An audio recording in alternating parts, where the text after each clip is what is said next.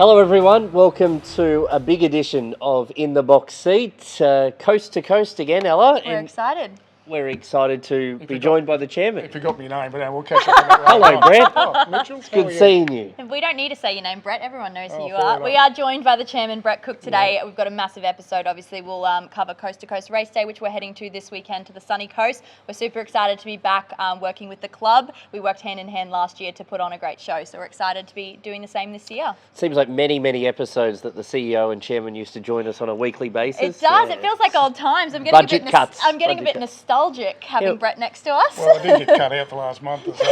I will jump in on this one. Yep. He's made a quick run back from Bay Desert, which I thought I was unshaven today, but check this big fella out. He's got the full growth going. So and if you do hear a croak in his voice, he's done a big set of trials at Bay Desert. 18, so that's why there's the Ernie might keep this week. Double time and a half. So we're off to the Sunshine Coast on Saturday. The field's tremendous, really, despite the heavy 10 track at acceptance time and that sort of 40-odd mil that fell Monday night, untoward really. It wasn't forecast, but the field sizes are terrific.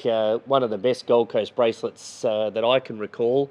So much so that the second favourite's struggling to get a start in the race. It's got that much depth to it with Molly Rose, the Kiwi filly, at the top of the weights. The Hollindale is as good as probably what it could be with a lack of weight for age sort of horses. No Zaki this year. Zaki obviously made it his own. It's probably Huetor's turn. He's run fourth and second in the race the last 2 years. So he's aiming to make it his first Hollindale. And of course, we've got the Australian Turf Club Trophy, all the feature races. Yeah. Weather's so-so, but we're confident that the races will be run as good as what they can. But no one wasn't turning up at acceptance time yesterday morning. Bumper fields, 160 odd horses at acceptance time. So can't wait to get up there.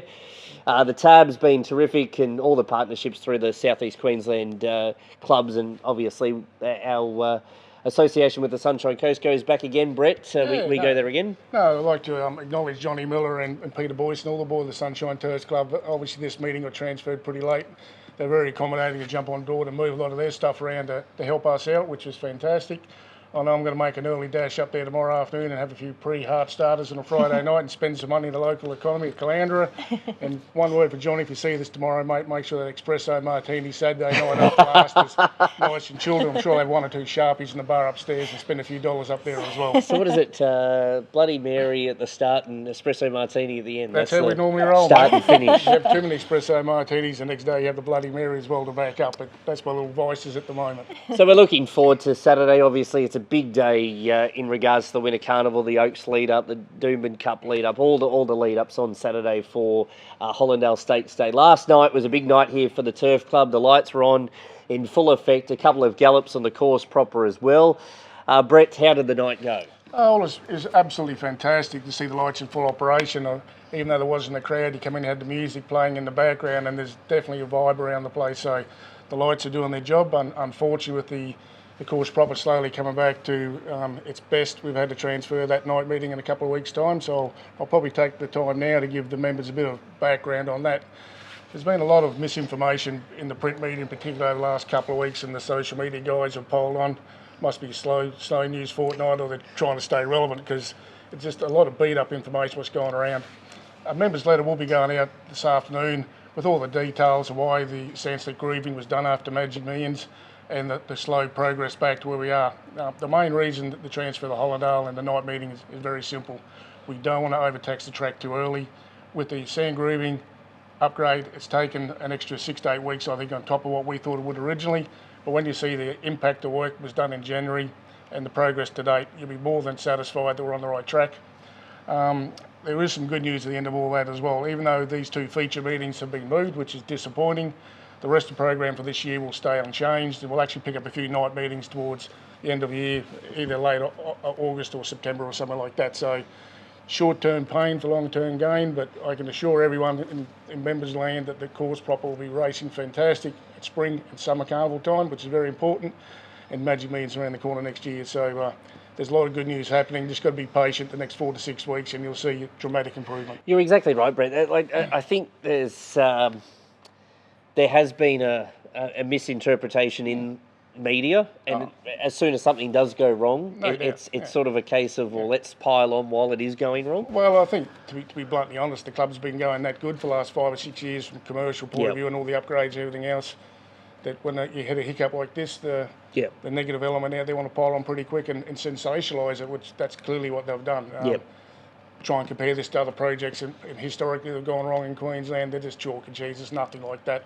The course proper is fine, there's nothing to be ripped up. We've had stories being had to rip up grass and all this type of stuff. That's absolutely fallacies, just made up from wherever that's come from.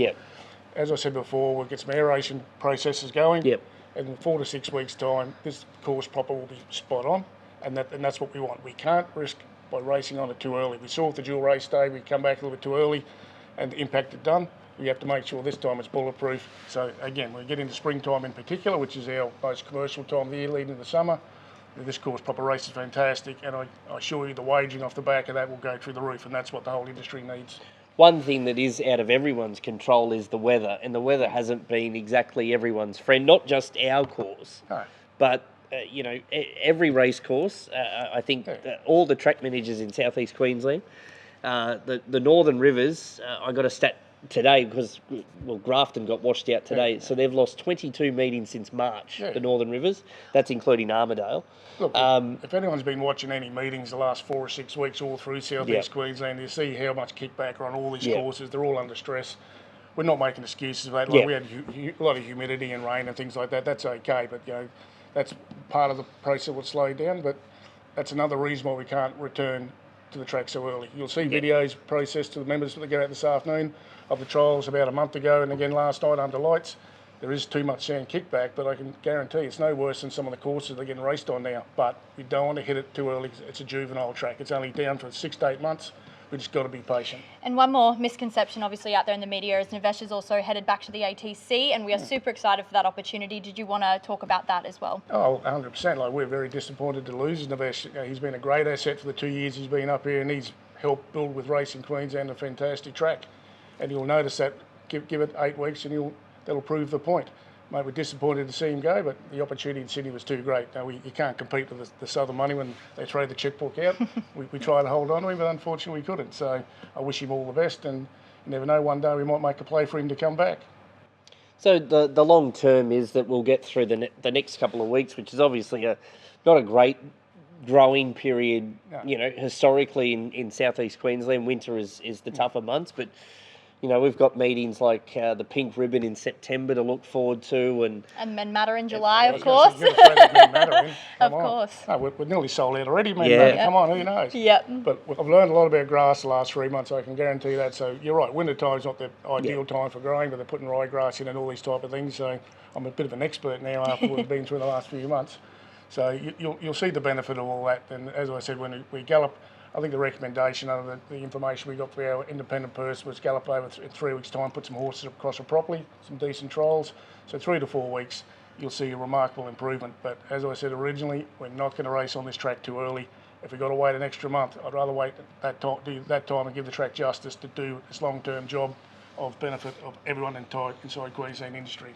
And with that as well, Brett, with the Friday night not being able to race, we're in talks with Racing Queensland to have the meeting here on the Saturday, the 25th of May, in consolation. No, so Jason, the team of Racing Queensland, have been very supportive through the process, particularly the last 24 hours. So we don't race on Friday night. That's transferred to Saturday on the poly. All the other race meetings stay as scheduled for the rest of the year unchanged. And as I said, we will pick up a couple additional night meetings as we go forward towards the end of the year. So we'll identify a couple of good opportunities. Because one thing we did learn with the night meeting that went online, it sold out that quick. We know we're on a winner when it comes to night racing. We have to manage the nights we race. We don't overtax how many times we race the first 12 months, 2 years. But very, very confident when we do, it's going to be a great spectacle. When you saw the lights turned on last night and the galloping, even 3 or 4 horses, it was a good feeling to be here. So when we do open up full circuit, the members are going to have a good time. No excuses for the caller to miss one in the runoff. What I saw last Absolutely night. not. I will say the caller wasn't here last night. I think he's looking after his beautiful partner. 'Cause Yeah, he's had a bit of an injury. Yeah, got to do the right thing sometimes, Brett. I was here for once and Mitch wasn't. Yeah, What a yeah. change. What a change. So of are you occasion. coming on Saturday? I will be there on Of Saturday. course you are. Absolutely. Away I game, will of be. course you'll be there. Wetor is the favourite for the Hollindale, around $3.60 through tab markets. There's been good support for Kovalika to beat him. He ran 5th in the Queen Elizabeth in Sydney at his last start. So the Queensland Derby winner has been back to beat You've Wetor. just mentioned both Brett and my tips. no. We were both I was gonna go Wetor and he was gonna go Kovalika. So thanks missed for that that one, memo. Mitch. That's because There we we go. late, but that's another story. Yeah. There's our tips. Desert traffic, mate, was a killer. Canungra Pub. No. Rickshaw back. Hello, Steve. Oh, I've got a mystery Oh, guest. the CEO's here. What else have we got? Tips for the Hollindale. Yeah. Look, that's as far as I went. I went to our trusted leader, the CEO, Steve Lyons, and I said, who am I backing? And Wetor is the one that I'm going Wetor? back in the Hollindale. Mate, you took my mail as well. I was sticking with the Divine Crew from Kovalika, so you pinched that one. So what can I say? Thanks, Mitchie. Over to you then. I actually got a text from Luke Henderson while I was here at we the trials, and So did I actually. Collecting a trophy. it was first Yeah, right. emergency, and he said, "Can you do whatever it takes to get this horse into the field in the bracelet?" So I just got to No. remember its name. Got to run. Got to run. It has got to start now too, so he's happy. Race Ace, Oh, there we There you go. go. Waterhouse and Bott train, and it's a former Kiwi, Group 2 place getter, and now that the Henderson boys have taken over, so And- Martin Harley to ride. And Luke can't make the races on Saturday, so my text message said, can you get Mitch to sprint down from the caller's box to get the trophy when it wins? So He's a good man, Luke. Apparently rental prices are going up in Broadbeach too, so I better be careful there. exactly. But no, thanks for coming on, Brett. my I pleasure. think that's, there's been a lot of misconception, and Yeah, there is, it's good to put the clarity back into what's really going on behind the scenes. And As I said, a bit of a media beat up with some sort of media people trying to stay relevant. It's just, the headlines are just ridiculous what's going on. But, they're the ones that you have to pay for, isn't it? well, they'll have mud on their face in about 2 months' time, so we'll see how that plays out. Subscriber information, eh? Anyway, that does us here from picked it right. in the box seat. We'll look forward to a recap of Yes, Hollindale. Absolutely. Next week, we're looking forward to it. Yeah. We'll both be there. All of us will be there. We're excited. And we'll have a special feature next week with the new track manager, Jody Rogers. Jody, terrific guy, lives block over from me. Loves there the you go. bolo. Perfect. And he's a bit of a chatterbox, so it'll probably take you a good half hour to get an interview out of him. You'll see what I mean next week. No, he's doing a terrific job since he's joined the club here. So we can't wait to have Jody on, a bit of a profile of him next week. That takes us away from In the Box Seat. As I said, can't wait for Hollindale Day on Saturday, and we'll be back for a big recap next week.